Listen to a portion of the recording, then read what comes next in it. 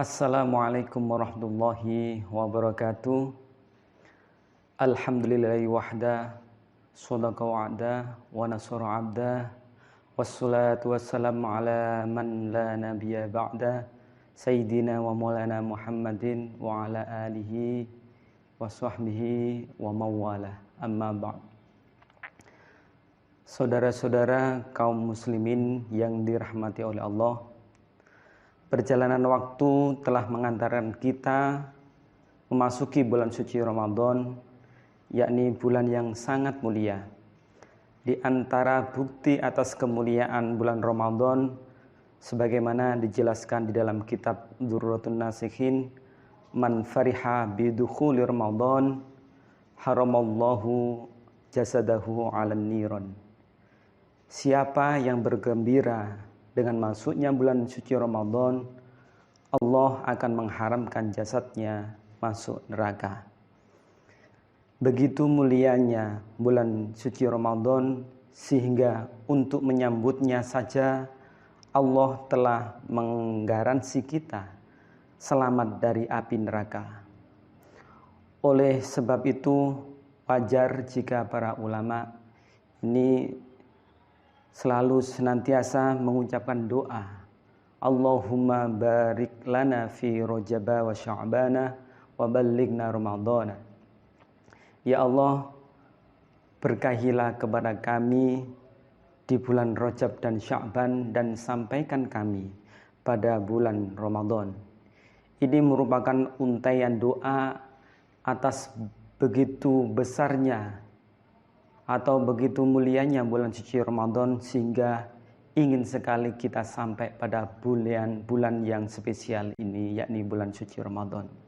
Saudara-saudara kaum muslimin yang dicintai oleh Allah, di dalam surat Al-Baqarah ayat 183 Allah mengatakan, Ya ayyuhalladzina amanu kutiba alaikumusiyam kama kutiba alal ladzina min qablikum la'allakum tattaqun. Wahai orang-orang yang beriman, diwajibkan atas kamu berpuasa sebagaimana diwajibkan atas orang-orang sebelum kamu agar kamu bertakwa. Atas dasar perintah Allah dalam ayat ini, maka menjadi jelas bahwa tujuan dari puasa adalah menjadikan kita sebagai orang yang bertakwa di hadapan Allah Subhanahu wa ta'ala. Oleh sebab itu, penting bagi kita menyiapkan diri dalam mengisi hari-hari di bulan Ramadan dengan memperbanyak ibadah-ibadah. Dalam konteks beribadah, maka kita diharapkan memiliki ilmu dan wawasan yang cukup terhadap ibadah yang akan kita lakukan. Sebagaimana Imam Ibnu Ruslan dalam Zubatnya mengatakan, wa kullu man bi ghairi ilmin ya'malu a'maluhu mardudatun la tuqbalu. Setiap orang yang beramal tanpa didasari dengan ilmu, maka amal-amalnya pun akan tertolak dan tidak diterima. Selama bulan suci Ramadan, mari bersama kita membuka kembali lembaran-lembaran buku agama, baik itu bab tentang puasa, sholat, zakat, maupun ibadah-ibadah sunnah lainnya. Dengan sebuah harapan, di saat kita membaca buku-buku terkait kebutuhan-kebutuhan ibadah kita, maka kita bisa memunculkan kembali motivasi dan niat di dalam rangka untuk mengisi ibadah selama bulan suci Ramadan. Jangan sampai kita sebagai umat Islam dalam menjalankan ibadah suci Ramadan tidak memiliki ilmu atau pengetahuan terkait ibadah yang kita lakukan. Karena apapun yang akan kita lakukan nantinya pasti itu akan kita pertanggungjawabkan di hadapan Allah Subhanahu wa ta'ala. Kita lihat di dalam Al-Quran surat Al-Isra ayat 36, wala taqfu ma laisa laka bihi ilm Innas sam'a wal basara wal fuada kullu ulaika kana anhu mas'ula. Dan janganlah kamu mengikuti apa yang kamu tidak mempunyai pengetahuan tentangnya. Sesungguhnya pendengaran, penglihatan, dan hati, semuanya itu akan dimintai pertanggungjawabannya. Saudara kaum muslimin yang dicintai oleh Allah Subhanahu wa taala, untuk mempermudah kita dalam menjalankan ibadah suci Ramadan, mari kita lihat bagaimana sesungguhnya baginda Rasulullah Muhammad SAW di dalam menjalankan aktivitas bulan suci Ramadan.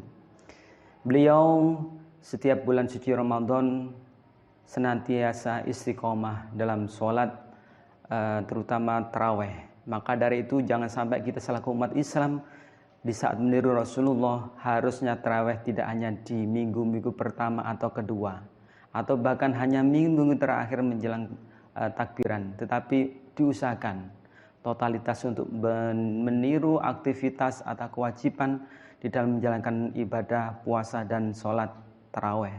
Jadi paling tidak kita sholat tarawehnya full, puasanya juga full. Nah, beliau Rasulullah mengatakan bahwasanya barang siapa yang tidak berniat untuk puasa Ramadan sejak malam, maka tidak ada puasa baginya. Ini hadis Abu Dawud. Artinya ulama-ulama salaf terdahulu sudah memberikan contoh kepada kita umat-umat atau generasi sekarang. Setelah sholat taraweh ini kita membaca doa atau niat bersama untuk menjalankan ibadah puasa pada hari berikutnya. Ini sebagai antisipasi jangan sampai kita umat Islam di saat puasa tidak memiliki niat. Yang kedua, baginda Rasulullah ini selalu menganjurkan pada umatnya untuk melaksanakan sahur. Di dalam hadis riwayat Bukhari Muslim menyampaikan, tasakharu fa innas fis sahuru barokatun. Jadi makan sahurlah kalian, karena dalam makan sahur itu terdapat keberkahan. Artinya Rasulullah mempertimbangkan umat-umatnya adanya keseimbangan antara kebutuhan jasmania dan kebutuhan rohania. Ini yang kedua. Sedangkan yang ketiga, di saat berbuka puasa ini dicontohkan Rasulullah, yang pertama dilakukan adalah menyegerakan buka puasa atau istilahnya takjil. Beliau biasa makan 3 buah kurma dengan seteguk air, kemudian baru melaksanakan ibadah sholat maghrib. Terus selama bulan suci Ramadan, Rasulullah ini memperbanyak volume ibadah daripada hari-hari biasa, termasuk sholat sunnah, tadarus Al-Quran, zikir, tasbih, dan juga sedekah. Dan yang terakhir, beliau terutama pada minggu-minggu terakhir atau 10 hari terakhir di bulan Ramadan senantiasa mengajak keluarganya untuk beriktikaf di masjid, mendekatkan diri pada Allah Subhanahu wa taala.